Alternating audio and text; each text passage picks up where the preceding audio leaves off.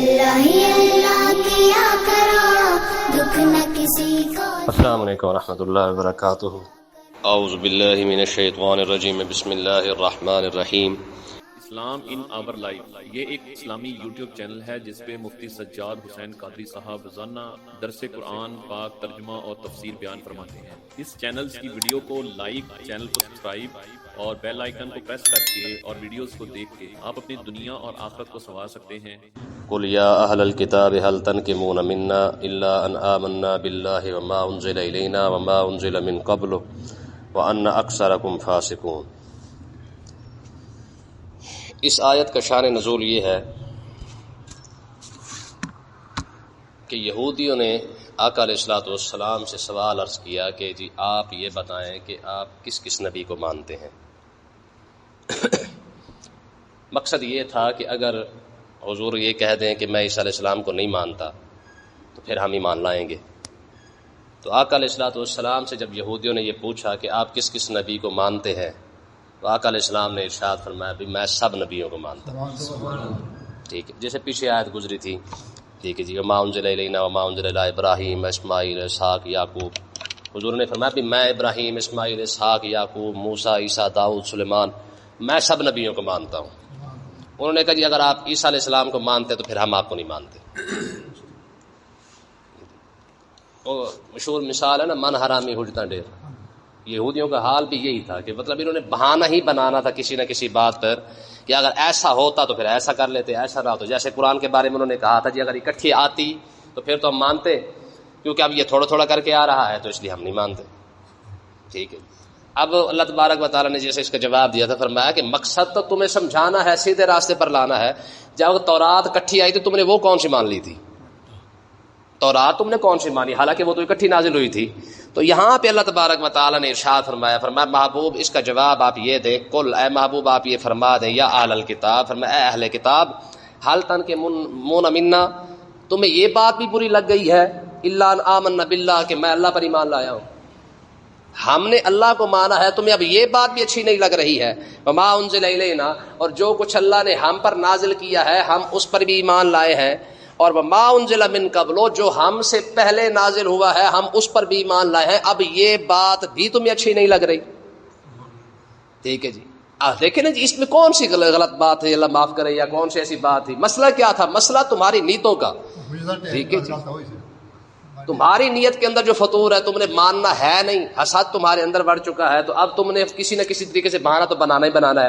اب 1,24,000 نبی ہیں، کم و بیش جتنے بھی ہیں، اس میں صرف عیسیٰ علیہ السلام کو نکال دے پھر ہم آپ کو مانیں گے۔ اب یہ کون سی دلیل ہوگی؟ حالانکہ دیکھا جائے تو تمہارے نبی کو تو ہم مان رہے ہیں، تمہیں تکلیف تو اپنے نبی کے ساتھ ہونی چاہیے، ہم موسیٰ علیہ السلام کو نہیں مانا تو فلہذا ہم نہیں مانتے۔ حالانکہ عیسیٰ علیہ السلام بھی بنی اسرائیل کے اندر ہی آئے ہیں۔ بنی اسرائیل کے اندر کتنے نبی آئے ہیں؟ 40,000۔ اب 40,000 نبیوں کو تو ہم ویسے ہی مان رہے ہیں، اور سب سے بڑا اعتراض تمہارا تب بنتا جی کہ آپ کیونکہ موسیٰ علیہ السلام کو نہیں مان رہے فلہذا ہم آپ کو نہیں مانتے۔ تو یہ بات تو چلو سمجھ میں بھی آتی ہے، تورات کو بھی تم نہیں مانتے، ہم فلہذا قرآن کو نہیں مانتے، حالانکہ حق تو یہ بنتا تھا، یہ اعتراض کرتے تو سمجھ آتا۔ لیکن تمہارا اعتراض کہ عیسیٰ علیہ السلام کو کیوں مان رہے ہیں؟ تو اللہ تبارک و تعالیٰ نے ارشاد فرمایا محبوب آپ انہیں فرما دیں، فرمایا تمہیں اس بات کی بھی تکلیف ہو گئی ہے کہ ہم نے جو رب نے پچھلے انبیاء پر نازل کیا ہم اس پر بھی مان لاتے ہیں، جو ہم پر نازل ہوا ہم اس پر بھی مان لاتے ہیں۔ وَأَنَّ أَكْثَرَكُمْ فَاسِقُونَ، وجہ صرف اور صرف یہ ہے کہ تم ہو نافرمان۔ تم کیا ہو؟ تم ہو ہی نافرمان، جس کی گھٹی کے اندر یہ چیز شامل ہے، جس نے نہیں ماننا آپ اسے سونے کا بن کے دکھا دے، اس نے نہیں ماننا۔ ٹھیک ہے جی، کیوں؟ حضور علیہ الصلوۃ والسلام یہودیوں کے سامنے، یار کفار مکہ نے نہیں مانا نا، یہ بہت کم حیرت کی بات ہے۔ حیرت کی بات اس سے زیادہ یہ کہ یہودیوں نے نہیں مانا۔ کیوں؟ اس کی وجہ یہ کہ کفار مکہ تو ویسے جاہل تھے، ان کے پاس تو نبی کوئی نہیں آیا ہے۔ یہودی اور عیسائی تو اہل کتاب ہے، یہ تو اپنے نبیوں سے سنتے آئے کہ حضور علیہ الصلوۃ والسلام تشریف لائیں گے۔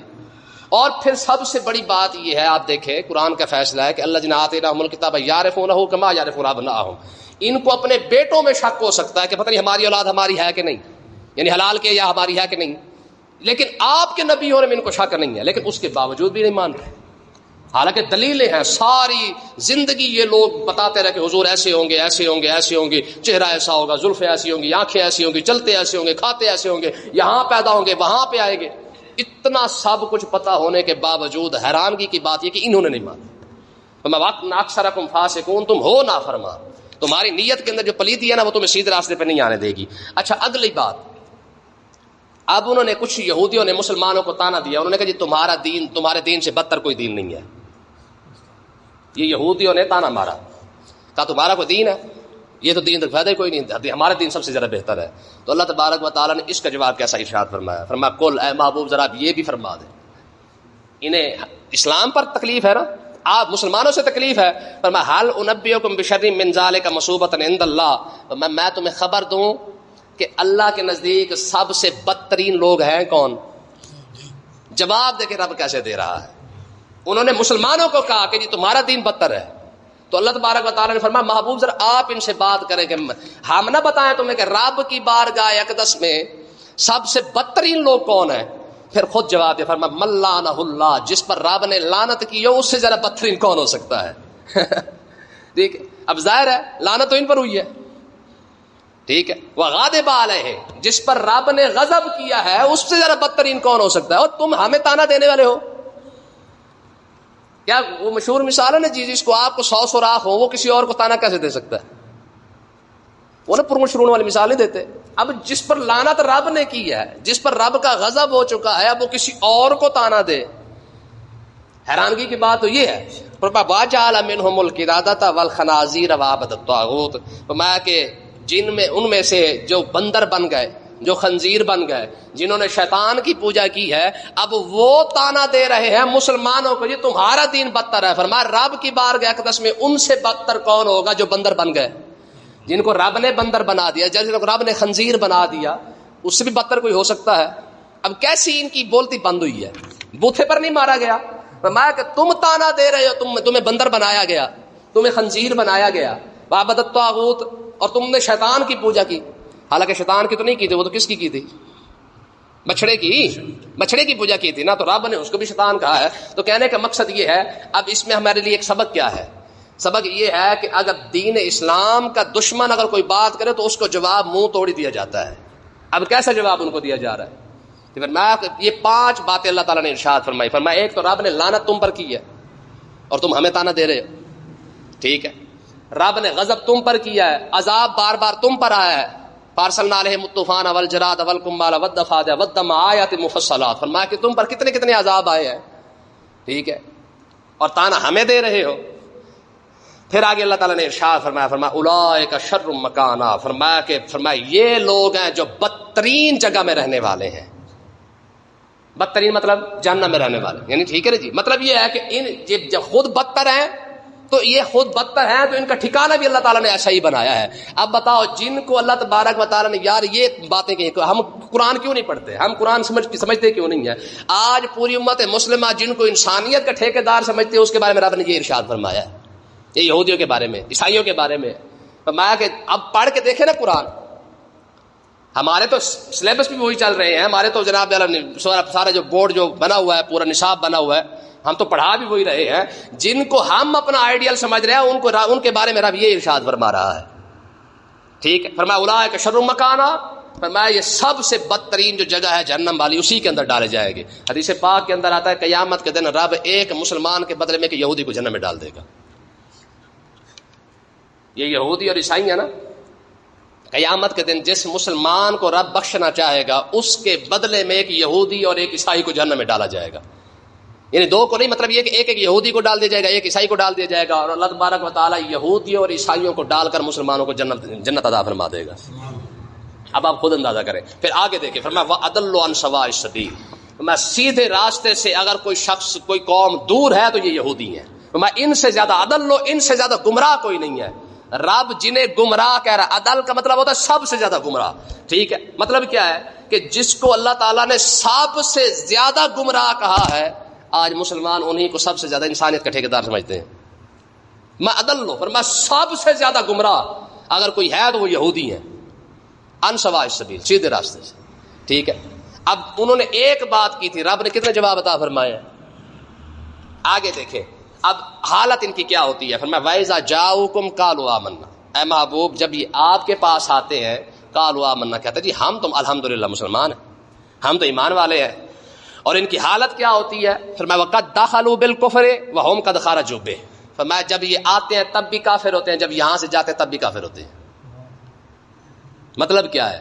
مطلب یہ ہے کہ محبوب یہ پھانڈا خالی کر کے لاتے ہی نہیں ہے، جب آتے ہیں تب بھی ان کی نیت کے اندر فطور ہوتا ہے، تب بھی یہ سیدھی نیت سے نہیں آتے، یہ تو نقص نکالنے کے لیے، عیب ڈھونڈنے کے لیے آتے، بھی ہمیں کوئی نہ کوئی ایسی بات مل جائے ہم باہر جا کے پھیلا دیں۔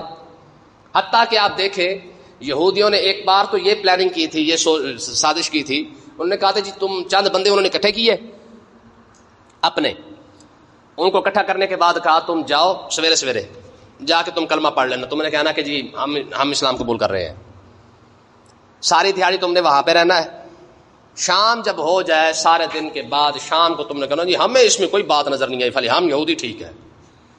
اس کا مقصد کیا ہوگا کہ لوگ جب تمہیں دیکھیں گے تو لوگ خود بخود گمراہ ہو جائیں گے، وہ کہیں گے میاں اہل کتاب ہیں، پڑھے لکھے سیانے دنا بندے ہیں، ان کو ساری دن کے اندر جو ہے وہ دین کے اندر کوئی اچھی بات نظر نہیں ہے تو ہمیں کہاں سے نظر آئے گی، فلی لوگ بدزن ہو جائیں گے۔ تو انہوں نے اس انداز کے ساتھ پلاننگ کی ہے، اس حساب کے ساتھ سازشیں کرتے رہے ہیں۔ صبح آتے کلمہ پڑھتے، شام کو جا کے کہتے او یار نہیں وہ کوئی مزہ کوئی نہیں آیا ہے، خام کھائیے بس سارے دن نصیب بیٹھے رہے میاں۔ تو مطلب کیا ہے کہ ہم جب اپنے بزرگوں کے پاس جاتے ہیں تو ہم بھی اسی نیت کے ساتھ جاتے ہیں، تو جیسی نیت ہوگی ویسی مراد ہوگی، ٹھیک ہے نا جی۔ ہم محفلوں میں جاتے ہیں تو ہم کہتے ہیں میاں مزہ کوئی نہیں آیا، وہ مزہ کیسے ہے، تو مزہ لینے گیا تھا، تو کچھ سیکھنے تو گیا ہی نہیں، ٹھیک ہے جی۔ بزرگوں کے دربار میں ہم بارگاہ میں جاتے ہیں تو ہم بھی کیا چیک کرنے کے لیے جاتے ہیں کہ بابا کی کر کے دکھا سکتا ہے، بابا چھت پھاڑتا کہ نہیں پھاڑتا جی۔ حضرت غوث اعظم رضی اللہ تعالیٰ عنہ طالب علمی دور تھا آپ کا، تو آپ نا 2-3 اور طالب علمی مل گیا، پتہ چلا بھی فلاں علاقے میں ایک بابا بزرگ آئے ہوئے ہیں، تو 2-3 دوستوں نے آپس میں اکٹھا بنا لیا، بھی پلان بنا لیا کہ چلیں بھی چلتے ہیں۔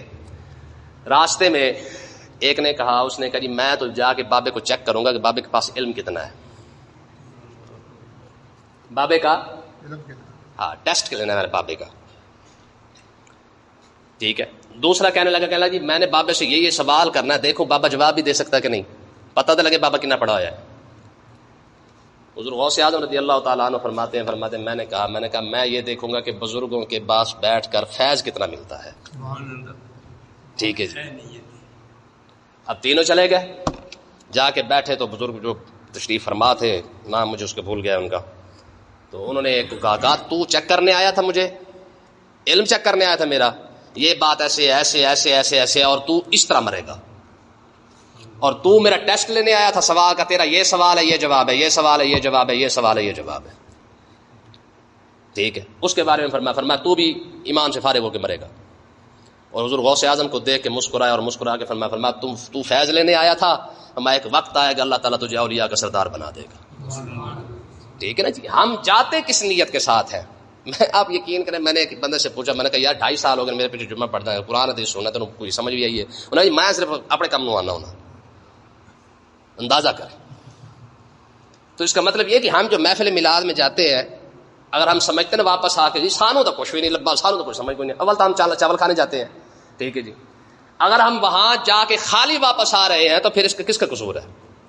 دیکھیں نا یار، حیرانگی کی بات ہے، بابا فرید رحمۃ اللہ علیہ کے بارے میں آتا ہے کہ آپ نے، لمبی چوڑی بات ہے لیکن مختصر بات اس کی یہ ہے کہ آپ نے قلعے پہ چڑھ کے اذان دی تھی تو پورا کافر، جتنے بھی کافر کھڑے تھے نا، جہاں جہاں تک بابا فرید کی آواز گئی تھی سب نے کلمہ پڑھ لیا تھا۔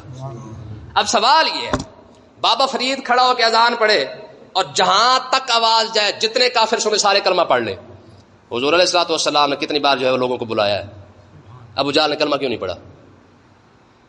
میں اکثر آپ کو بتاتا رہتا ہوں کہ 20,000 مرتبہ تو حضور علیہ الصلوۃ والسلام نے ابو جہل کا کنڈا کھڑکا کے اس کو کہا کہ کلمہ پڑھ لے، بندے کا پتر بن جا۔ بابا فرید صرف خالی اذان دے یار تو لوگ جو آپ کلمہ پڑھ جائے۔ سلطان باہو والی قمیض مشہور ہے نا کہ قمیض بھیجی تھی، اس نے کلمہ پڑھ لیا تھا۔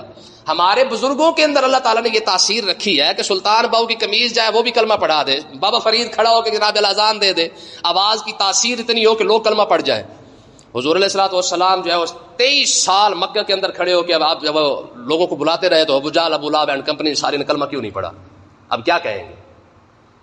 عبداللہ بن ابی تو حضور کے پیچھے باقاعدہ نمازیں پڑھتا رہا یار، چلو ابو جہل نے تو سیدھا کلمہ ہی نہیں پڑھا نا، عبداللہ بن ابی تو حضور کے پیچھے باقاعدہ نماز پڑھتا رہا ہے، لیکن منافقوں کے مرا کیوں مرا؟ کیا کہیں گے کہ استغفر اللہ معاذ اللہ؟ کیا حضور کی زبان میں اثر نہیں تھا؟ مطلب کیا ہے کہ ہمارا بھانڈا اتنا گندا ہو چکا ہے کہ ہمارے اوپر حق بات اثر کوئی نہیں کرتی ہے. آپ دیکھ لیں, میں اکثر ایک مثال دیتا ہوں کہ یار یہ قوم گانے سن کر رو پڑتی ہے, شعر سن کر رو پڑتی ہے, آہیں مار کے دھاڑے مار مار کے روتی ہے. شعر سنا دے نا, میاں صاحب کو سنا دیں, یا ویسے کوئی پنجابی کا سنا دیں, پیر وارث شاہ کا سنا دیں, یا اردو کی کوئی غزل کا کوئی شعر پڑھ دے, قوم بہت تیریاں خیران, پوری قوم ناچ پڑتی ہے. اور اسی قوم کو آپ قرآن سنائیں, یہ بور ہو جاتے ہیں. وجہ کیا ہے کہ ہمارے دل اتنے گندے ہو چکے ہیں کہ ہم قرآن سننا نہیں چاہتے, ہم بور ہو جاتے ہیں. ٹھیک ہے نا جی. تو اب اس کا مطلب یہ کہ اگر قرآن اور حدیث ہمیں مزہ نہیں کرتا نا, تو پھر اپنے دل کے بارے میں ہم دیکھیں ضرور کہ یار آخر کیا وجہ ہے کہ اتنا گندا دل ہو چکا ہے ہمارا کہ ہمارے میں قرآن کا مزہ نہیں آتا. یار نعت پڑھ رہا ہو نا بندہ, چلو اچھی مثال بھی لے لیں, نعت پڑھ رہا ہو تو لوگ پھر بھی کچھ نہ کچھ چلو بھی جی تاثیر لے لیتے ہیں اس کی, واہ واہ بھی کر لیں گے, سارا کچھ کر لیں گے, لیکن قرآن سن کر اثر نہیں ہوتا ہے, حدیث سن کر اثر نہیں ہوتا. حالانکہ سوچے تو سیدھا بندہ, یار 1400 سال پہلے یہی لفظ حضور علیہ السلام کے زبان اختر سے نکلے ہوں گے نا. عبداللہ بن عمر رضی اللہ تعالیٰ عنہ بعد میں جب آقا علیہ السلام کو وصال ہو گیا تو بعد میں عبداللہ بن عمر کی عادت مبارکہ تھی, جہاں جہاں حضور بیٹھتے یا حضور آتے جاتے تھے, جو جو حضور کے آثار مبارکہ موجود تھے, آپ وہاں جاتے وہاں پہ ہاتھ لگاتے رو پڑتے. ٹھیک ہے. انس بن مالک رضی اللہ تعالیٰ عنہ کسی نے مسئلہ پوچھ لیا, حضور قربانی میں کتنے جانور ہیں جن کی قربانی جائز کوئی نہیں ہے, یعنی عیبدار جو ہو جاتے ہیں, تو آپ نے ایسے ہاتھ اوپر اٹھایا اور اوپر اٹھا کے 4 کا اشارہ کیا, پھر نیچے کر لیا فوراً ہی, پھر کہا 4. کہا چلو مسئلہ تو ٹھیک ہے, 4 قسم کے عیب ہیں جو جانوروں کے اندر آ جائیں, قربانی نہ ہو. یہ آپ نے اوپر ہاتھ کر کے جو نیچے کیا ہے, فوراً دستی نیچے کر لیا, اس کی وجہ کیا ہے؟ تو حضرت انس نے فرمایا بات یہ ہے کہ ہم نے آقا علیہ السلام کی خدمت میں یہی سوال عرض کیا تھا. ٹھیک ہے نا. تو حضور نے ایسے اوپر اشارہ کر کے کہا تھا 4.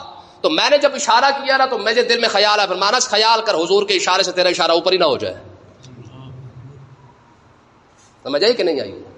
یہی عبداللہ ابن عمر رضی اللہ تعالیٰ عنہ, آپ جا رہے ہیں, بعد میں جب نابینا ہو گئے تو آپ ایک جگہ سے گزرے, تو آپ سر جھکا کے یوں گزرے, تو لوگوں نے کہا حضور یہاں تو کچھ ہے نہیں ہے, آپ نے یہاں پہ سر کیوں جھکایا؟ فرمایا میاں یہاں پہ درخت تھا اور اس کے ایک جو ہے وہ کیا کہتے ہیں ٹانا جو ہے نا, وہ یہاں سے گزر رہا تھا, تو آقا علیہ الصلوۃ والسلام اسی راستے سے گزرے تھے, اور یہیں پر حضور علیہ الصلوۃ والسلام اپنا سر یوں جھکا کے گزرے تھے. جی اب ہمارے اوپر اثر کیوں نہیں ہوتا؟ ہمارے بزرگوں پر تو وہ آثار جو آقا علیہ الصلوۃ والسلام کی جو عطائیں تھیں, عثمان غنی رضی اللہ تعالیٰ نے ایک حدیث پاک بیان کی, بعد میں مسکرا پڑے, اور بعد میں خود ہی فرمایا ترسی پوچھے ہی کوئی نہیں, میں ہنسیا کیوں ہے؟ کہا جی آپ کیوں ہنسے ہیں؟ فرمایا اس لیے ہنسا کہ حضور نے یہ حدیث بیان کی, بعد میں حضور مسکرا پڑے تھے. یعنی وجہ کوئی نہیں ہے, صرف حضور نے حدیث بیان فرمائی, کوئی ارشاد فرمایا تو ارشاد فرما کے جب حضور خود مسکرا پڑے, تو بس صرف اسی بات کو میں نے لے کر, اسی سنت کو میں نے زندہ کیا ہے, میں نے وہی حدیث بیان کر کے پھر میں بھی مسکرا پڑا. اگر ہمارے اوپر قرآن اور حدیث, یا آپ دیکھ لیں ربیع الاول شریف آ رہا ہے, ٹھیک ہے جی, ہمارے پاس وہی موضوع ہوگا, یا حضور علیہ الصلوۃ والسلام کی ولادت اور حضور کا بچپنا. بس اصل میں نا فرقہ وریت میں آ کے ہم لوگوں نے اپنا دین بانٹ لیا ہے. اہل حدیثوں کے پاس رفع یدین ہے, آپ ان کے ریڈی والے سے لے کر ان کے عالموں کے پاس چلے جائیں, انہیں آپ کہنا یار کوئی حسن مصطفیٰ پر کوئی حدیث سنا, نہیں سنا سکتے. ہاں رفع یدین پر آپ ان کے ریڈی والے سے حدیث سن لیں.